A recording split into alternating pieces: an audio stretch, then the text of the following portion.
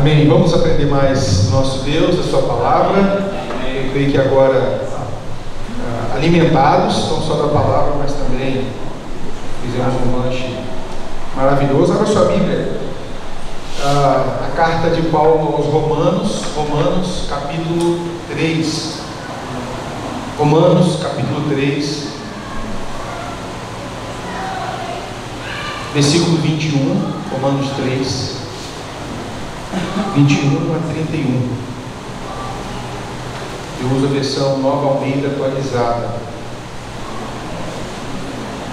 Romanos 3, a partir do versículo 21. Mas agora, sem lei, a justiça de Deus se manifestou, sendo testemunhada pela lei e pelos profetas.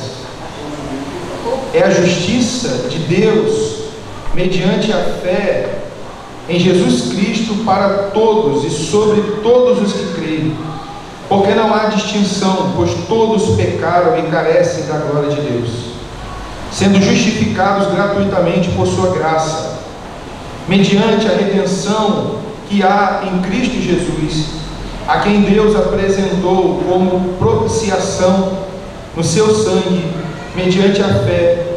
Deus fez isso para manifestar a sua justiça, por ter Ele, na sua tolerância, deixado impunes os pecados anteriormente cometidos,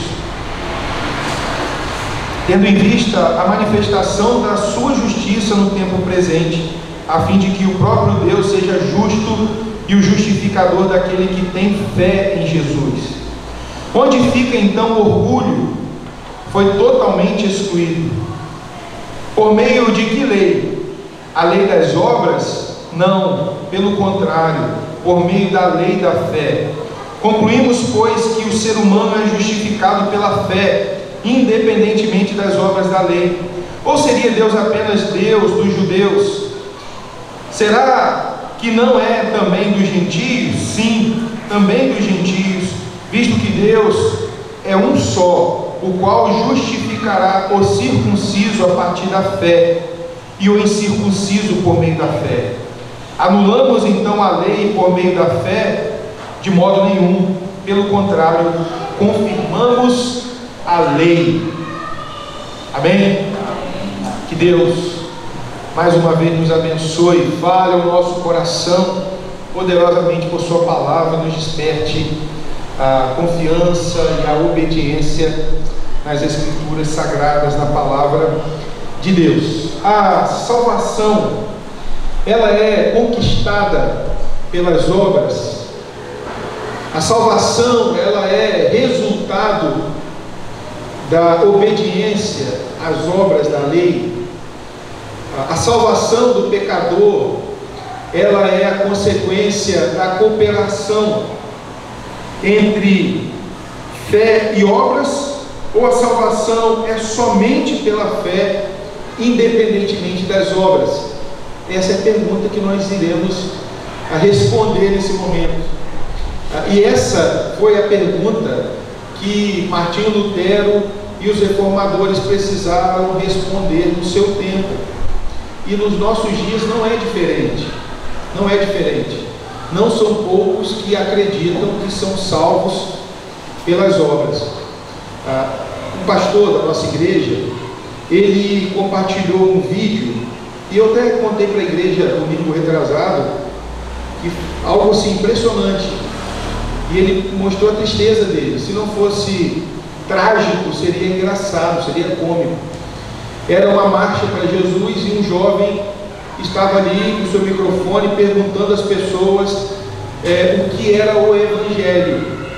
E ali apareceu uma mulher e ele perguntou o nome da mulher, perguntou quanto tempo ela tinha de vida cristã, quanto tempo ela tinha de conversão. E ela falou assim: olha, eu tenho 32 anos de convertida. E aí ele perguntou novamente: então, o que é o Evangelho para a senhora? E ela disse: o Evangelho é: eu estou me esforçando, eu estou buscando obedecer a palavra de Deus, eu estou buscando cumprir os mandamentos de Deus, para quando Jesus voltar, Jesus então me salvar. Em outras palavras, ela não falou que é o Evangelho. Ela não falou que o Evangelho é o que Deus fez por nós e que é apropriado, que é vivido por meio da fé. Na verdade, ela disse sim, eu estou praticando boas obras e quando Jesus voltar, Ele vai me salvar porque eu estou como que juntando tijolinhos, como que acumulando boas obras. Então não é estranho no meio da igreja a gente confundir salvação com santificação, ou salvação pela fé com salvação pelas obras.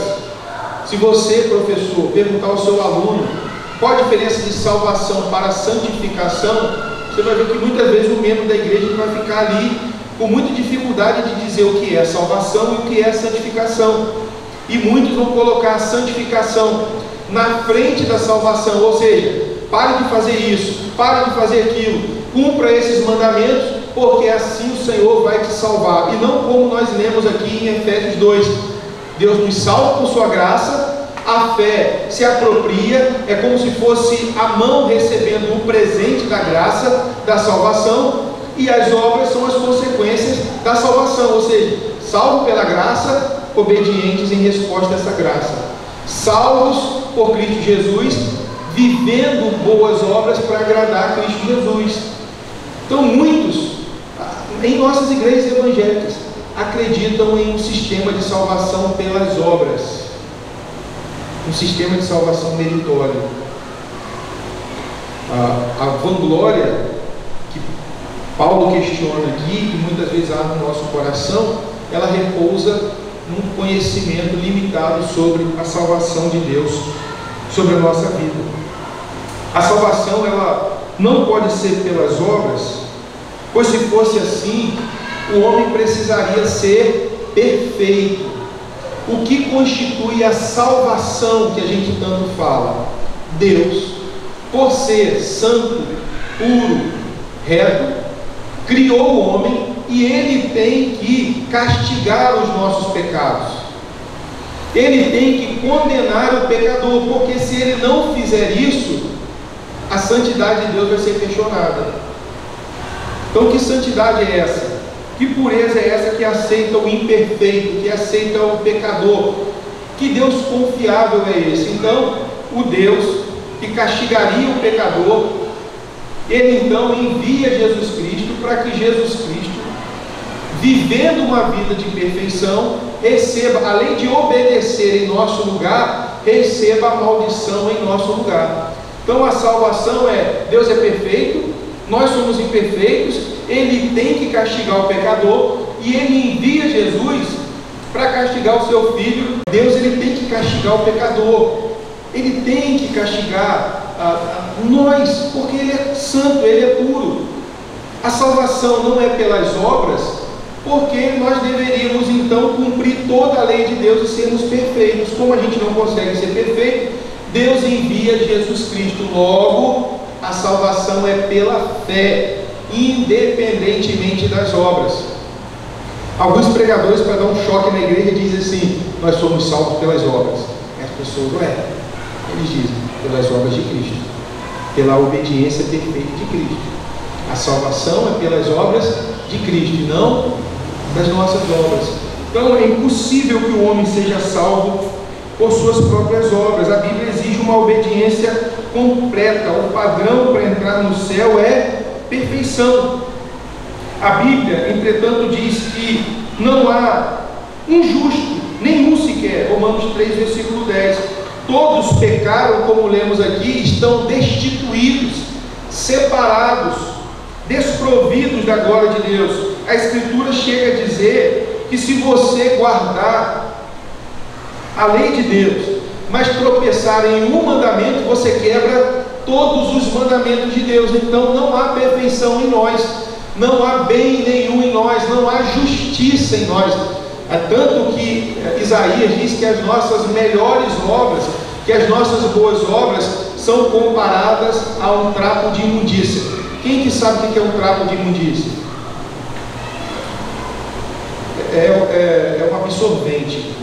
É exatamente isso, não tem outra. É um absorvente sujo de sangue. A imundícia ali era porque o sangue da mulher naquele período tornava o homem e a própria mulher, se tivesse um contato, impuros para cultuar, para oferecerem sacrifícios. Então, as nossas melhores obras, a nossa vida mais dedicada, ainda assim, não nos torna puros e capazes de cultuar a Deus. Essa é a imagem chocante que Deus cria do nosso pecado, da nossa imperfeição e da nossa incapacidade de adorar esse Deus perfeito. Algo que é prático, uma aplicação logo no início, é que, por exemplo, pense na perfeição. A gente vem cultuar a Deus, e aí o ministro de louvor, aí ele começa, ou o dirigente dizendo assim: olha, você precisa, vai sair só não, você precisa ser sincero. Deus se agrada da sua sinceridade. Deus vai receber o seu louvor por causa da sua sinceridade. Deus procura sinceridade, é verdade.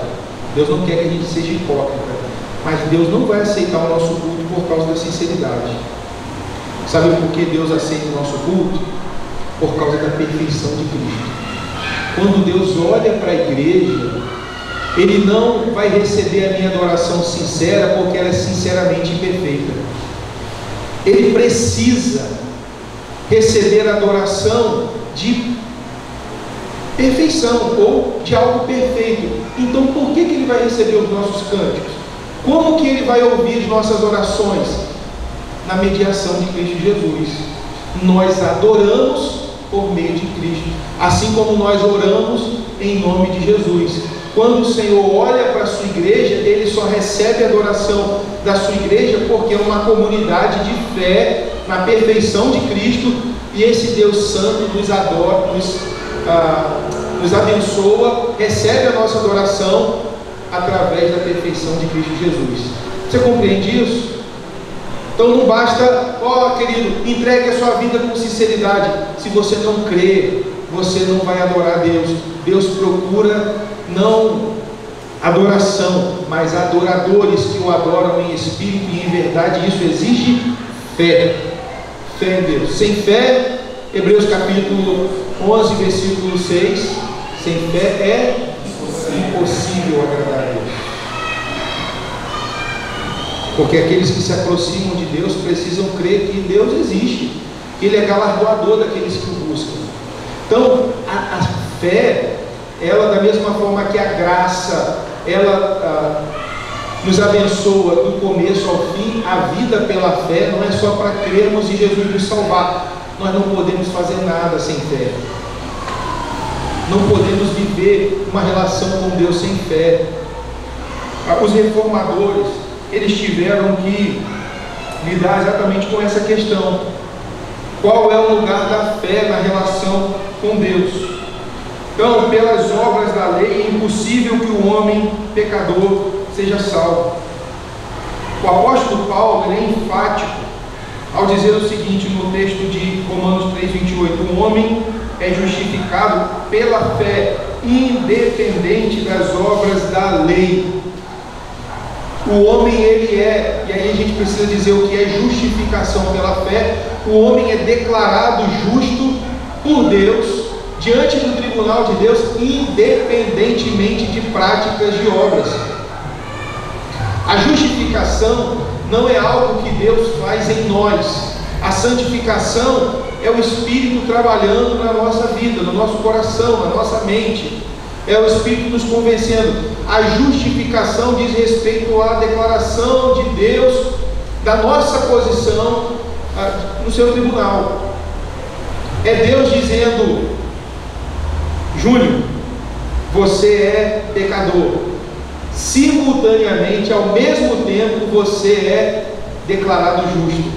É a expressão que Lutero utilizava para falar sobre a justificação. Simultaneamente, pecadores, somos pecadores, o mal habita em nós. Paulo vai dizer isso, escrevendo aos Romanos, no capítulo 7, mas ele diz: olha, o mal habita em mim, mas diante de Deus eu sou declarado. Há uma declaração de que declaração forense, uma declaração judicial, uma declaração que comprova que eu sou justo, não na minha justiça, mas na justiça de Cristo Jesus. Nós somos imperfeitos e injustos, O que Jesus fez na cruz? Ele morreu, e por causa do justo morrendo no lugar do injusto, a justiça dele é imputada a nós, atribuída a nós. Ele não só levou a nossa maldição, mas ele atribuiu a nós a sua própria justiça. Por isso nós somos aceitos diante de Deus. Por isso nós adoramos a Deus.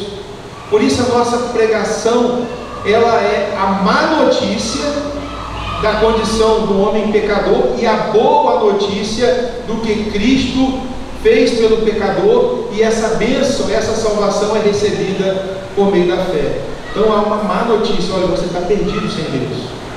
Não adianta você vir aqui nessa noite e entregar oferta, não adianta você fazer campanha, não adianta você subir monte, não adianta você fazer nenhuma entrega, pagar alguma penitência.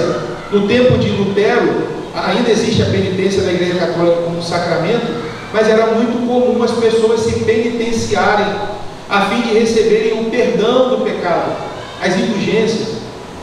Hoje há pessoas que buscam as suas indulgências, elas querem de alguma forma receber o perdão dos seus pecados. E o brado de Lutero, a indignação de Lutero foi em relação ao falso culto, à falsa vida com Deus. O homem só pode se relacionar com Deus por meio da fé em Jesus Cristo. O texto que lemos antes de Efésios 2:8, Efésios capítulo 2, verso 8 e 9, na primeira palavra, diz: pela graça sois salvos mediante a fé. E isto não vem de vocês, é dom de Deus, não de obras, para que ninguém se glorie, mas é graça. O que é graça aqui? O que é dado por Deus? Tanto Cristo quanto a fé que nós temos em Cristo Jesus. Então, a Bíblia, ela nos dá claramente essa verdade.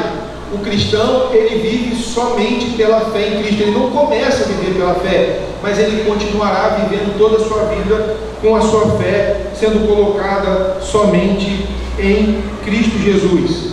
Não há nenhum sacrifício, não há algo que nós possamos fazer para que a gente receba o perdão de Deus.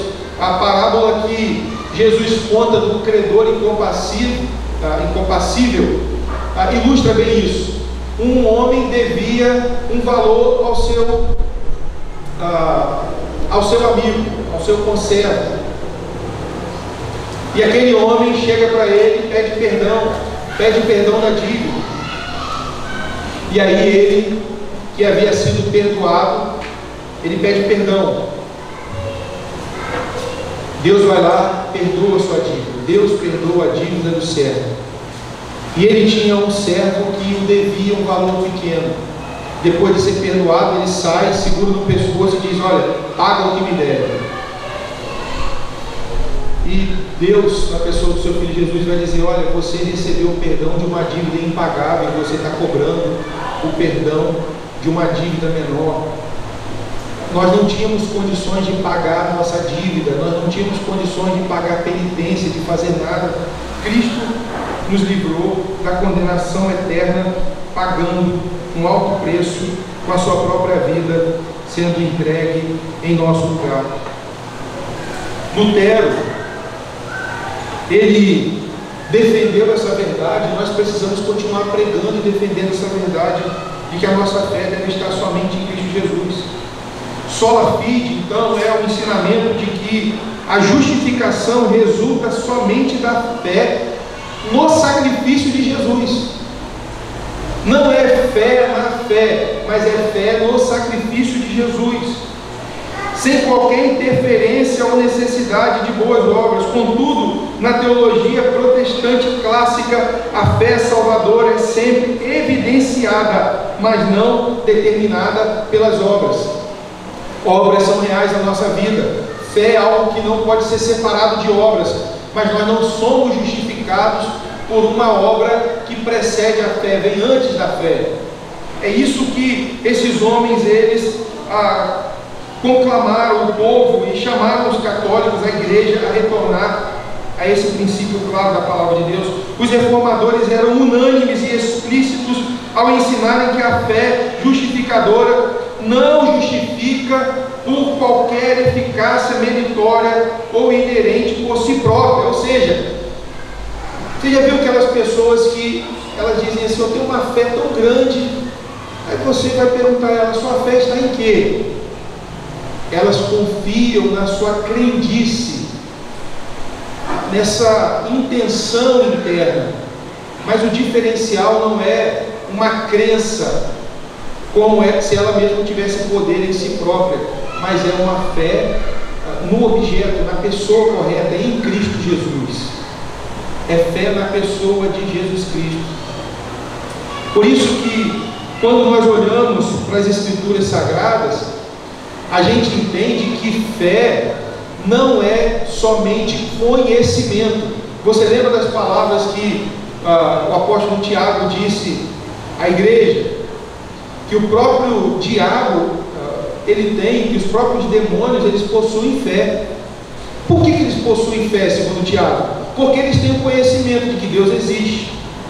Mas Tiago vai dizer que eles não possuem fé salvadora ou fé justificadora. Por que o diabo, porque os demônios não possuem fé justificadora? Porque eles conhecem, mas não confiam. Porque nem todos que dizem ter fé em Deus verdadeiramente não têm. Porque eles dizem crer em Deus, eles têm uma certa religiosidade, cresceram em um lar cristão, cresceram num contexto religioso, então eles dizem: eu creio que Deus é o Criador, eu creio que minha vida pertence a Deus. Mas a pergunta é: você confia em Deus e confia na promessa de Cristo Jesus? Você confia em Deus para viver à luz dos seus mandamentos? Porque o justo viverá pela fé. Isso é algo, entender somente pela fé, é algo que nos ajuda na evangelização, no discernimento do declínio espiritual de algum irmão. Porque ele pode dizer: não, eu não congrego, mas eu continuo tendo fé. Eu tenho vivido, evidenciado práticas que glorificam a Deus, mas eu tenho fé em Deus. E aí você pergunta: e a sua confiança? Onde está a sua confiança? É em Cristo, é no sacrifício de Cristo. A sua confiança está na palavra de Deus. Hoje nós vivemos em alguns locais, principalmente em comunidades neopentecostais, a confissão positiva, a fé na fé, que são caracterizados por aqueles chavões: eu decreto, eu determino. Mas talvez você não tenha a audácia de dizer na sua igreja: Deus, eu determino que o Senhor tem que fazer isso. Talvez você não tenha essa audácia, mas você diz assim: olha, Deus vai fazer, porque eu tenho fé. E na verdade a sua fé não está em Deus, a sua fé está nessa boa intenção, nesse sentimento bom que há no seu coração. E a Bíblia vai dizer claramente o que é fé, e vai dizer que esse justo, ele vai viver na concepção correta da fé unicamente em Deus, na fé no Senhor Jesus Cristo. Pense sobre o poder justificador desse somente pela fé na vida de uma pessoa. As pessoas naturalmente têm fé não verdadeira em Deus ou em alguma divindade, mas segundo as Escrituras Sagradas, tal fé não tem poder para salvar. Se não for em Cristo, não é fé salvadora. Você se sente na condição, por exemplo, de dizer para alguém: você não tem fé salvadora.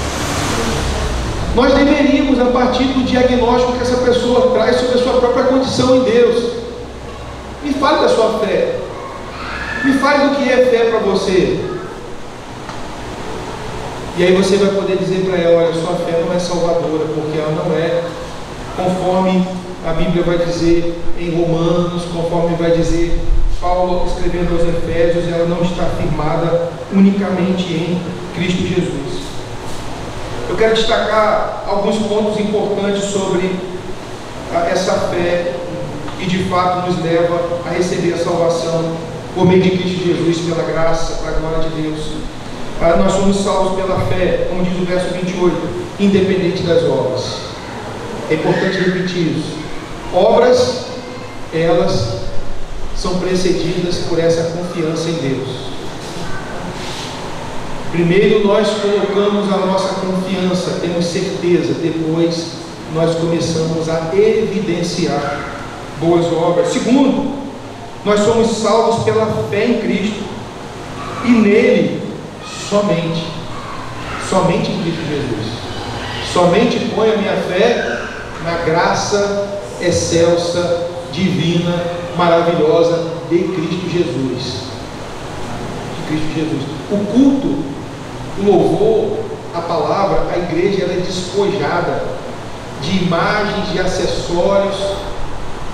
A igreja, ela é despojada de qualquer objeto, de qualquer pessoa que de alguma forma seja posta como ao lado de Cristo, ou que coopere com Cristo.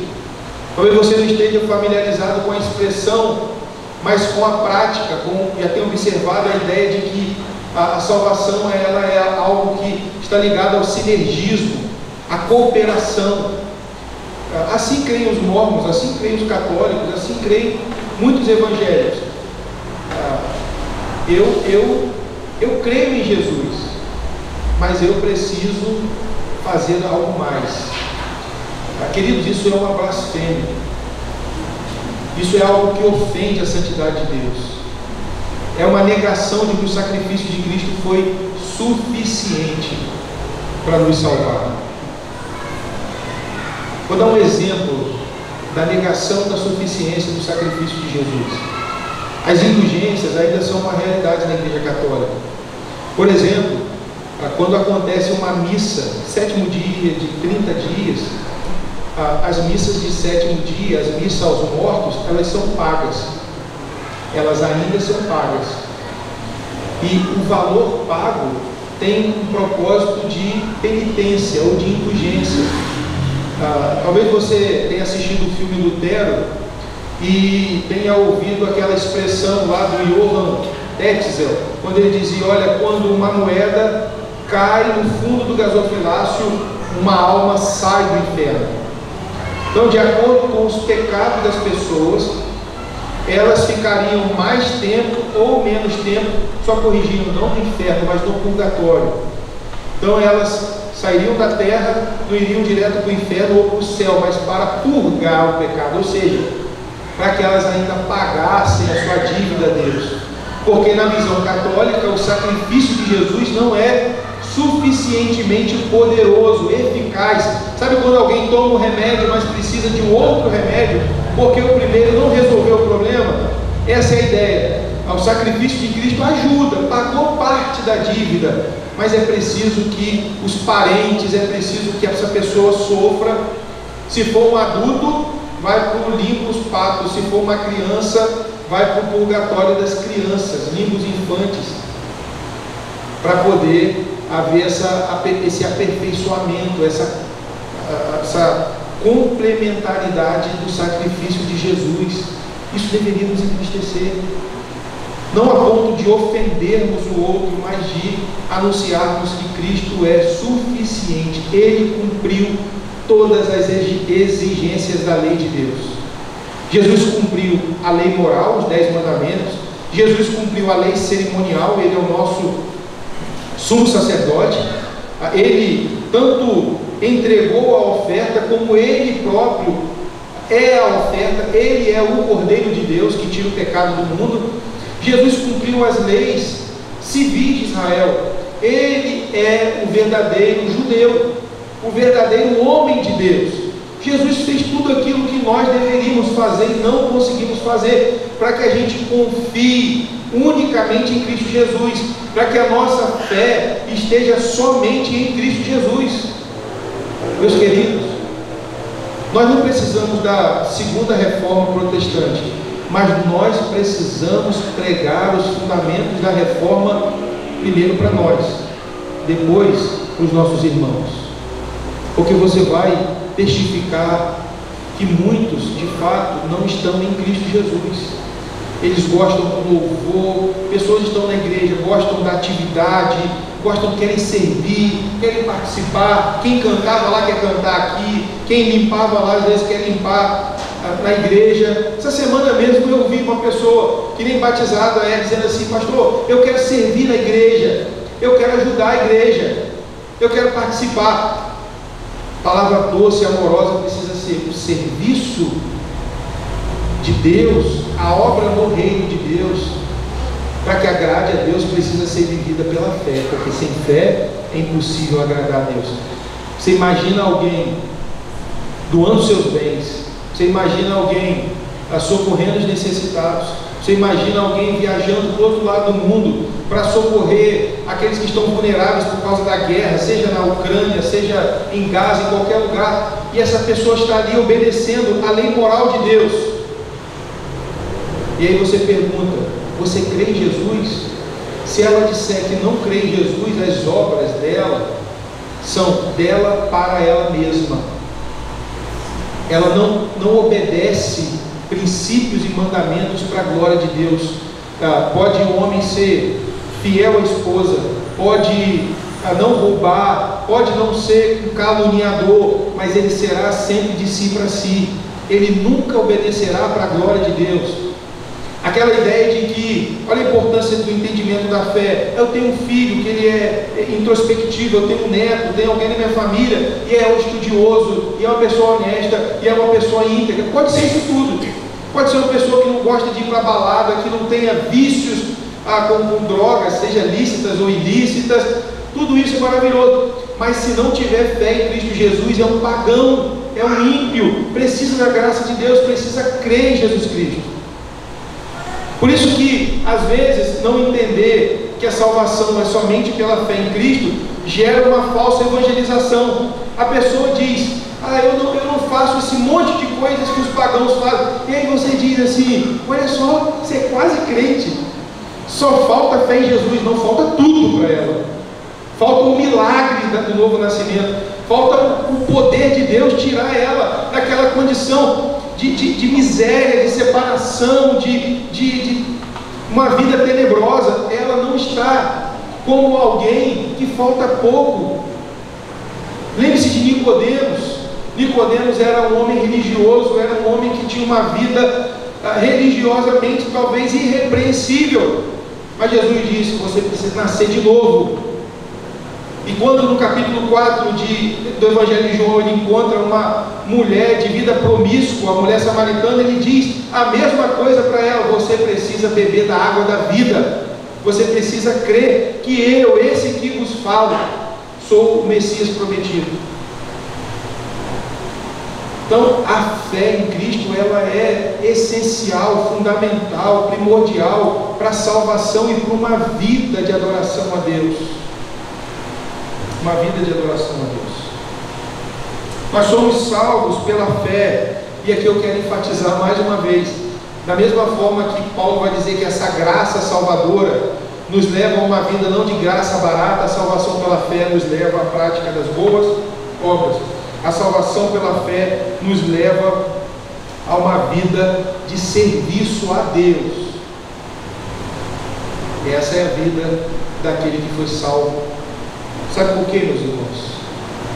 E aqui uma palavra de encorajamento: não desistam de pregar sobre a fé em Cristo Jesus, porque o que motiva a igreja, o que traz esse santo movimento à igreja, é a anunciação constante da fé em Cristo Jesus. Não é uma mensagem repetida, como se o pastor ele não tivesse um repertório bíblico, mas o tempo todo nós seremos, pela palavra, chamados a colocarmos a nossa fé em Cristo Jesus.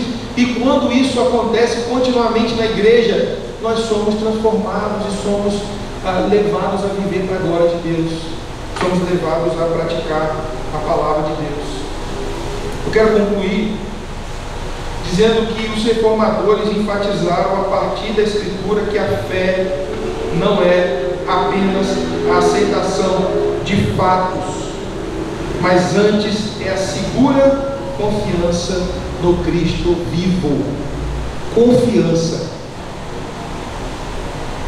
Conhecer teoricamente sobre Cristo, Satanás também tem esse tipo de fé. Mas se não é uma fé de confiança, de certeza, de convicção. Como o autor aos Hebreus diz, fé é certeza.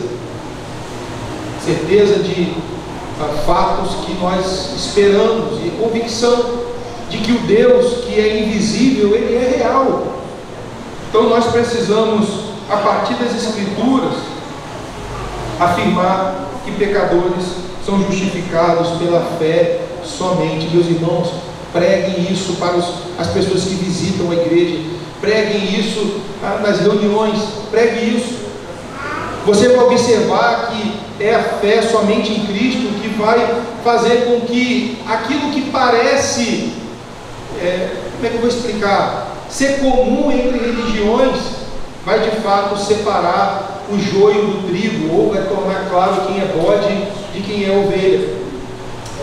Eu quero concluir dizendo que no retiro estávamos à mesa depois da refeição, e tinha um jovem lá falando.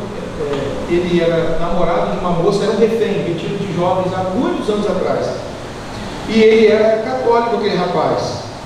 E na conversa tinha um presbítero do meu lado, outros jovens, e nós estávamos conversando sobre a fé, e a gente falou sobre vários aspectos, e o presbítero do meu lado falava assim, enquanto o rapaz estava ali argumentando, ele disse: olha como que nós cremos igual, e é verdade.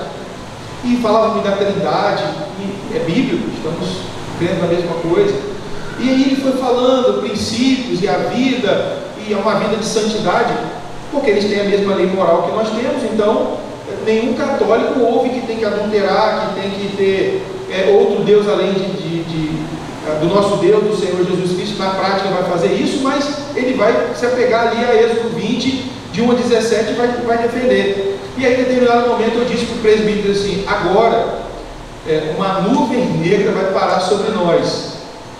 E aí a pergunta que eu fiz, e foi a pergunta que o Lutero fez, e está diretamente ligada à salvação pela graça, mas que é recebida pelo instrumento da fé em Cristo, a pergunta foi: de que forma o homem é aceitável diante de Deus? O que o homem precisa fazer para que ele se torne aceito diante de Deus? Faça essa pergunta. E aí você vai ver que você vai caminhando, mas vai chegar nesse momento em que o entendimento de quem é Jesus e o que ele fez vai ficar claro, virar à tona. E ele foi e falou assim: olha, eu creio em Jesus, mas eu obedeço às obras, eu creio. E aí ele foi colocando, era alguém assim, de profundidade na religião dele. E ele foi colocando os dogmas sobre Maria. E ele foi e falou assim: olha, Jesus é o Salvador, mas Maria é a mãe de misericórdia. Maria é aquela que, quando Deus vai castigar, ela diz assim: não, seja bondoso. Não é o que a Bíblia diz, não, tá? É o que ele crê. E aí ele disse: olha, eu creio em Jesus. Ele não disse que não crê em Jesus, mas ele disse: eu também creio nas obras. O homem é salvo pela fé e pelas obras. Daí os reformadores, eles disseram: não, o único modo do homem se tornar aceito diante de Deus é por meio da perfeição de Cristo, da fé em Cristo Jesus, na obra expiatória, substitutiva de Cristo Jesus, na obra vicária, ele sofrendo em nosso lugar e atribuindo justiça a nós. É somente, unicamente pela fé em Cristo que o homem é aceito perante Deus, porque não há nenhum justo, nenhum sequer, somente Jesus Cristo é aquele a quem devemos confiar a nossa vida. Meus irmãos, que a gente possa viver assim, somente pela fé em Cristo Jesus, nada mais nos basta, irmãos. Aqui há líderes, não sei se ainda tem alguém de outra igreja, mas tem lá no Joque, vale para a turma de São João da Barra, vale para a turma do Joque também, né? A gente precisa continuar trabalhando e pregando somente sobre a fé em Cristo Jesus, para que a igreja reformada continue se reformando, para que falsas doutrinas, para que aqueles homens, como Paulo diz em Efésios 4, que sabem usar as palavras, com as artimanhas desses homens, conduzam meninos na fé ao erro. Então nós queremos e oramos para que todos nós sejamos experimentados na palavra, firmados na palavra, para que a gente não seja enganado, para que a gente não possa ser afastado dessas verdades que nos alegram, que nos dão gratidão a Deus, que nos encorajam ao serviço e que torna a igreja muito mais, a cada dia, mais próxima daquilo que o Senhor decretou. Nosso Deus, Ele não sonha, sonho pode ser realizado ou não, mas que Ele planejou, que Ele decretou para a sua igreja. Deus estabeleceu uma igreja, e essa igreja deve viver conforme a palavra do Senhor, somente pela graça e somente pela fé em Cristo Jesus. Amém?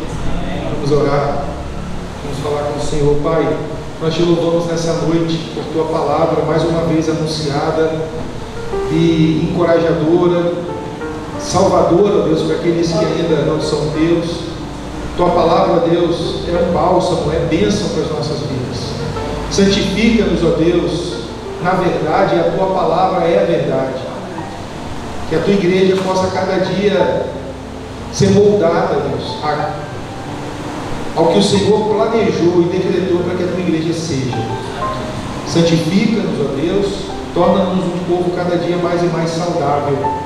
Que a gente possa, nesse lugar onde estamos aqui em São João da Barra, e onde o teu povo está, ó Deus, que a gente possa abandonar, seja o pragmatismo ou qualquer prática, ó Deus, moderna, que surge como um complemento, um adendo, ó Deus, uma ajuda ao Evangelho, que possamos rejeitar essas coisas e ficarmos, ó Deus, firmados, convictos no poder do Evangelho, no poder da tua palavra, na ação do teu Espírito, fiéis, ó Deus, à ordem que o Senhor nos deu de anunciarmos o Evangelho da graça. Bendito seja o teu nome, nós oramos em nome de Jesus. Amém. Amém. Meus irmãos, sei que o congresso vai continuar, termina amanhã, Bruno? Termina amanhã. Então Deus continue abençoando os irmãos, Deus continue conduzindo os irmãos à verdade e fazendo com que essa comunidade de fé, somente em Cristo Jesus, cresça na graça e no conhecimento de Cristo para a glória dele. Obrigado pela confiança, pela oportunidade. Louvado seja Deus que tem EBD nessa igreja. Então os irmãos vão poder corrigir aquilo que não ficou claro, vão poder tratar das questões. Essas verdades não são ensinadas somente no mês de outubro, não. A igreja reformada ensina sempre a palavra de Deus. A gente permanece ensinando essas coisas, para que a gente nunca se afaste delas. Obrigado pelo convite, pela confiança. Deus abençoe os irmãos em nome de Jesus.